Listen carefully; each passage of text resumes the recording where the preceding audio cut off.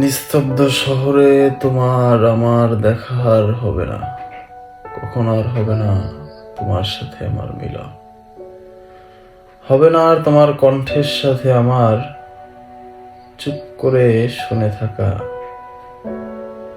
সেই কধিলি সন্ধে।